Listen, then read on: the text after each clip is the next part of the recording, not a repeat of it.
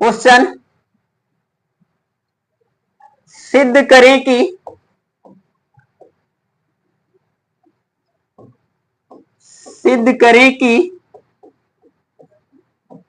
√3 एक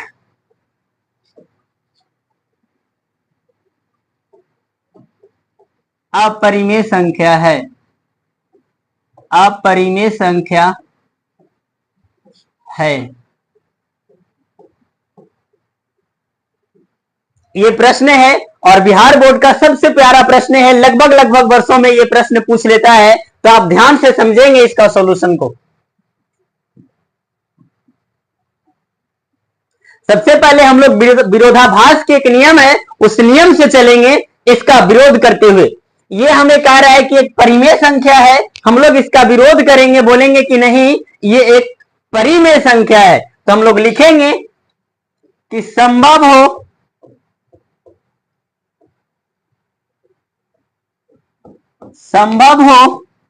तो माना कि √3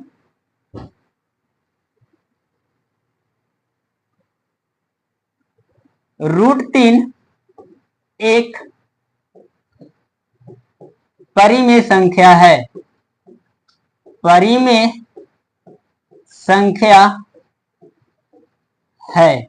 देखिए इसी तरह से हम लोग जब √2 का सिद्ध करेंगे तो लिखेंगे संभव हो तो माना कि √2 एक परिमेय संख्या है। √5 करेंगे तो लिखेंगे माना कि संभव हो तो √5 एक परिमेय संख्या है। शादी नहीं हुआ है, करा दो मिस राहुल जी।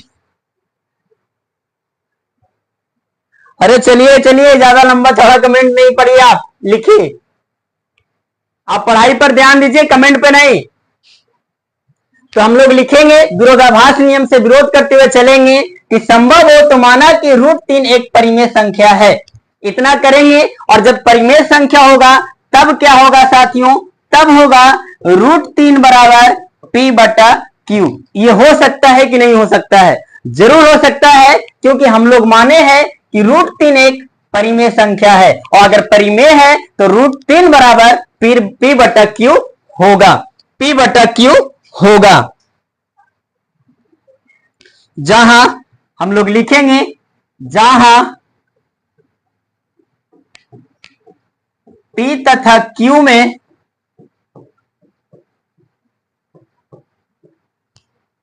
कोई उभयनिष्ठ गुणनखंड नहीं है। कोई उभयनिष्ठ गुणनखंड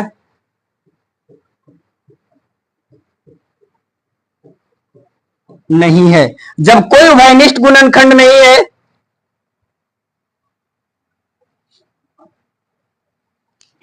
और जब इसमें कोई उभयनिष्ठ गुणनखंड नहीं है, अर्थात उभयनिष्ठ गुणनखंड का मतलब होता है साथियों, हम यहां आपको बता देते हैं, फिर इसको यूज करेंगे। जैसे 6/8।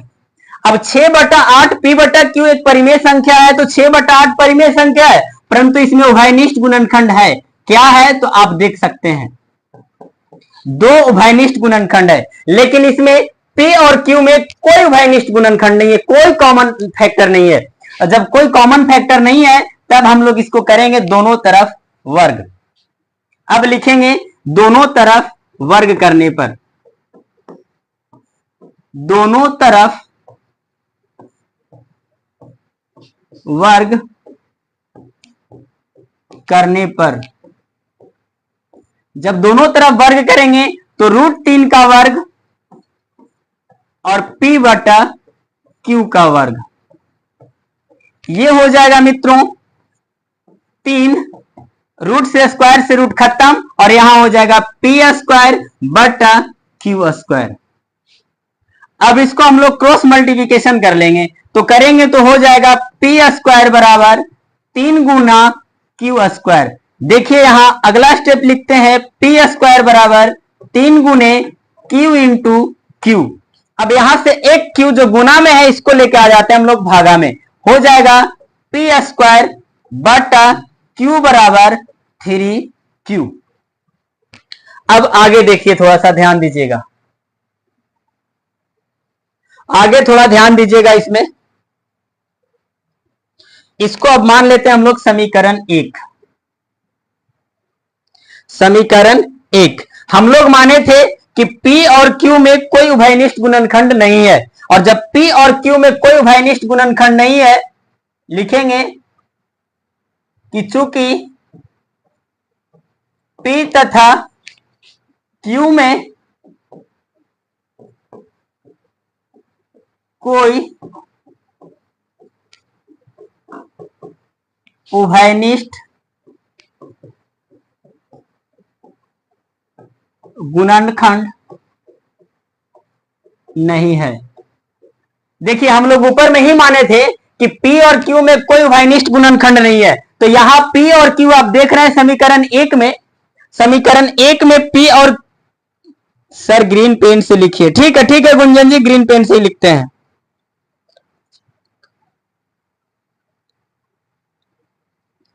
चलिए P और Q में देखिए कोई उभयनिष्ठ गुणनखंड नहीं है, तो हम लोग वही चीज यहां वाला दोहरा दिए कि P और Q में कोई उभयनिष्ठ गुणनखंड नहीं है। इसीलिए साथियों, इसीलिए P स्क्वायर तथा Q में भी कोई उभयनिष्ठ गुणनखंड नहीं होगा।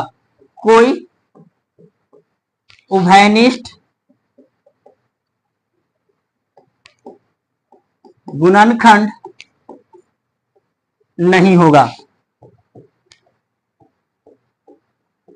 इसको आप इस तरह से भी समझ सकते हैं, जैसे 3/4 में कोई उभयनिष्ठ गुणनखंड नहीं है, तो अगर इसको हम लोग अगला इसका स्क्वायर कर देते हैं तो 9 हो जाएगा। तो बताइए कि 9/4 में कोई उभयनिष्ठ गुणनखंड होगा? नहीं होगा।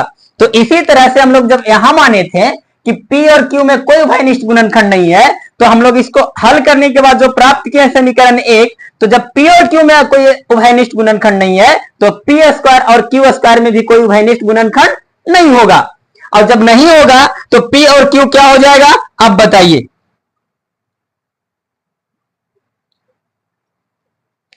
P स्क्वायर बटा Q स्क्वायर क्या हो जाएगा? तो P स्क्वायर बटा Q स्क्वायर एक भिन्न होगा, एक भिन्न होगा। जबकि 3Q एक पूर्णांक है, जबकि 3Q एक पूर्णांक है। एक भिन्न हो जाएगा, और जब ये भिन्न है और 3Q क्या हो जाएगा, यहां पूर्णांक है। तो हम लोग लिख सकते हैं कि भिन्न बराबर पूर्णांक, जो कि संभव नहीं है, जो कि संभव नहीं है, जो कि संभव नहीं है। इसीलिए हमारी मान धारणा गलत है। अतः √3 एक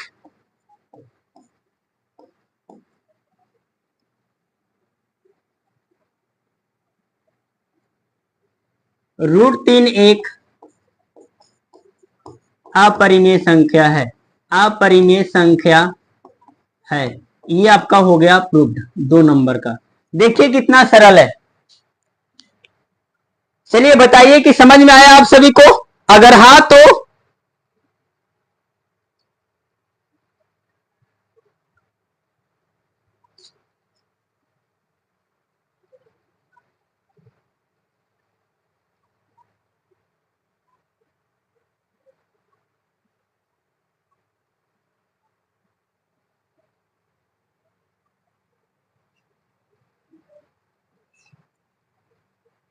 चलिए बताइए कि आप सबको ये समझ आया √3?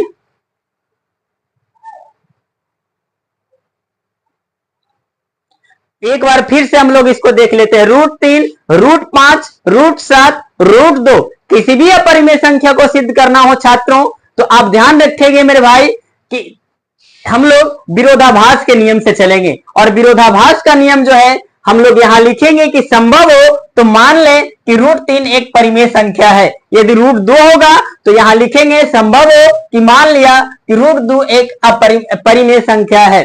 इसी प्रकार से यदि लिखता है 5 तो लिखेंगे संभव हो तो माना कि √5 एक परिमेय संख्या है।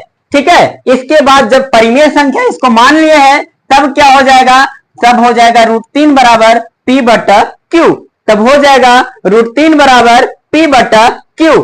इसके बाद जहां p तथा q में कोई भयनिष्ठ गुणनखंड नहीं है, जो p/q है, जो ये परिमेय है, इसमें कोई भयनिष्ठ गुणनखंड नहीं है, ऐसा हम लोग मान के चलते हैं। इसके बाद हम लोग इसके दोनों तरफ वर्ग करते हैं, और जब वर्ग करते हैं तो स्क्वायर से रूट खत्म हो जाता है, ये 3 हो जाता है, और p²/q² ये हो जाता है। अब इसमें हम लोग क्रॉस मल्टीप्लिकेशन करते हैं, तो p² से 1 में करेंगे तो p² और 3 से q² में करेंगे तो q²। उम्मीद है आप सबको समझ में आ रहा होगा। अब p² बराबर 3 गुना q² को 2 बार में अलग कर देंगे, q गुने q। अब यहां से एक q जो गुना में है उसको लेके आते हैं भागा में। इसके बाद p²/q बराबर 3q लिखेंगे और इसको मान लेंगे समीकरण 1। और विद्यार्थियों हम लोग शुरुआत में मान के चले थे कि p तथा q में कोई भयनिष्ठ गुणनखंड नहीं है, इसीलिए p² तथा q² में भी कोई भयनिष्ठ गुणनखंड नहीं होगा। जैसे कि आपको यहां बताया है, जैसे ले लीजिए 2/3, कोई भयनिष्ठ गुणनखंड है इसमें? बिल्कुल नहीं है। अब इसका हम ऊपर वाला का वर्ग कर देते हैं तो 4/3 हो जाएगा। तो क्या में कोई भयनिष्ठ गुणनखंड आ गया हो? नहीं ना, नहीं आएगा।